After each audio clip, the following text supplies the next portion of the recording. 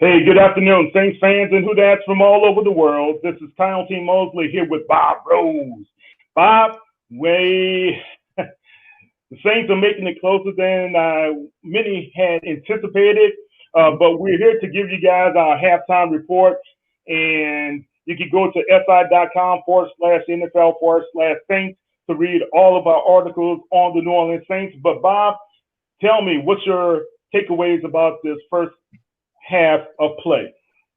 Well, I'll tell you what, Kyle, and thank you everybody for joining us for this live halftime report. You have to love the way the New Orleans Saints offense is playing. They came out of the gates extremely aggressive. And on that first drive, I was a little bit concerned about the interior offensive line play. But I'll tell you, Andrus Peat, Eric McCoy, and Cesar Ruiz have really shored themselves up. I don't know what's going on with Teron Armstead, but James Hurst over the left tackle was a little bit concerning. And as a lot of us were calling for coming into to the game, we were hoping to see a big part of the game plan revolving around Alvin Kamara and Latavius Murray. We have seen both. Hopefully Sean Payton sticks with that in the second half. Through the first 5 games, we've seen him not only abandon the running game, but specifically get away from Latavius Murray. And that man runs hard. And Alvin Kamara is just having another MVP type of outing. Drew Brees is extremely sharp. And Marquez Callaway, your boy, is having a big first half. And I think we were all excited to see what he can do. And Deontay Harris is getting involved in the offense, which is what I've been hoping to see from him. So again, you have to love the offense in the first half. Yeah, you gotta love the offense. You gotta like how the offense has been playing. Of course, the major concern is Teron Armstead and his hand. What's going on with that could be problematic long term. I wonder if the Saints are going to do a shift to have Pete slide over to the tackle spot and probably Clapp or someone come in to fill in on the guard, because Hurst will not be able to keep up against those guys. I think the Carolina line is just too fast for him. Yeah, that is definitely a concern. And I'll tell you what, I think that if Nick Easton were able to go today, that's exactly what we would have seen as Andrus Peat shifting out to the outside. But right now, your basic choice is, do you move, like you said, do you move Clapp in at guard and shift Pete out to tackle? That's certainly on the back burner, and no doubt something that the coaches are talking about at halftime. Or do you leave someone like Josh Hill in on Hurst's side to perhaps pick up double teams on Brian Burns, because he's going to be problematic if not. Yeah. Okay. Marcus Williams, your good buddy there, had a blown assignment again. Talk a little bit about what's happening with the Saints defense.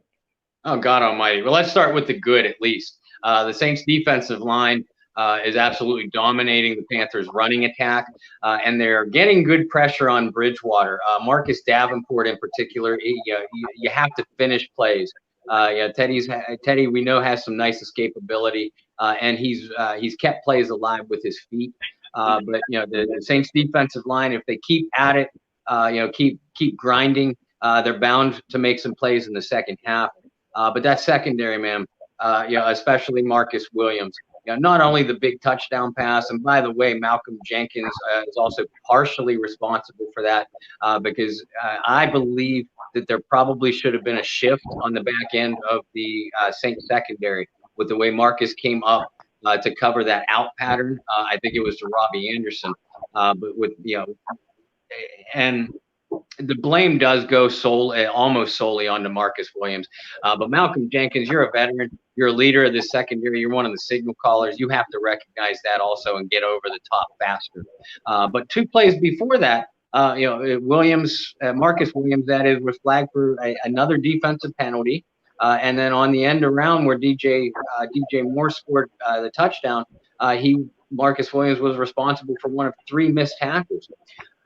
You don't have many other options on the roster right now, although I'd certainly be an advocate for putting PJ Williams in at free safety. We know what he can do there, and he's solid and off the ball recognition.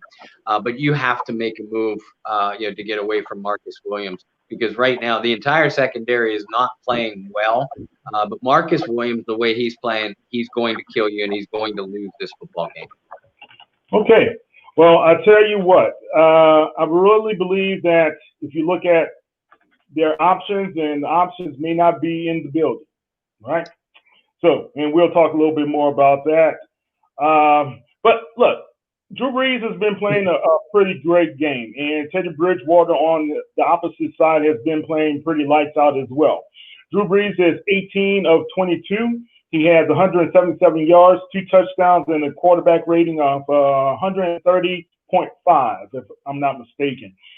Teddy Bridgewater has 11 of 13, 170 yards, and 2 touchdowns, and 158.3 quarterback rating, which is close to perfect there, Bob. Um, are you surprised about Bridgewater's performance thus far? No, not at all. Because Teddy is a darn good football player, and we knew coming in that he had extremely talented receivers in Robbie Anderson and DJ Moore, and they're going to be difficult to contend with in the second half. Uh, and again, the book on Bridgewater is that you have to pressure him, particularly up the middle. And that seems to be the Saints' game plan. They just haven't gotten him on the ground yet. Again, if you keep grinding, you got to hope that you get a turnover or so coming your way, because Teddy does. The book on Bridgewater is he tends to sail passes if he has pressure in his face. But having said that, the Saints' defensive line, if they do their job, you guys on the back end, you have to do yours too, and you're not doing it so far. We need to see Norris and Marshawn Lattimore get a little bit more physical with DJ Moore and Robbie Anderson. And safeties, use your brains, fellas. Yeah, well, I'm not going to belabor the point, but you've got to be able to have a good peripheral view of a guy speeding past you, right? And Yeah. I think we have seen the body of work enough over the years to be able to start making some decisions. That's all I'm saying. I'm not lobbying for someone to lose their job. I'm just, where is it not clicking? What's happening?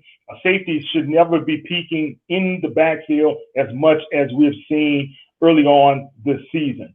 And I know people have been lobbying for Earl Thomas, which could be problematic, but could be an answer. All right, let's talk about the Saints' running defense. They've done a great job against Mike Davis thus far. You did see on some of those receptions from Davis, if he gets a full steam ahead of him, he's tough to be able to bring down. Yeah, Davis is a player for sure, and like you mentioned on a couple of 2 or 3 receptions, pass receptions that he hauled in. He did a great job of breaking tackles, but that's on the defense too. You got to have some cement in your pockets and get that ball carrier on the ground. And we've seen Craig Robertson miss a couple tackles. We already mentioned Marcus Williams.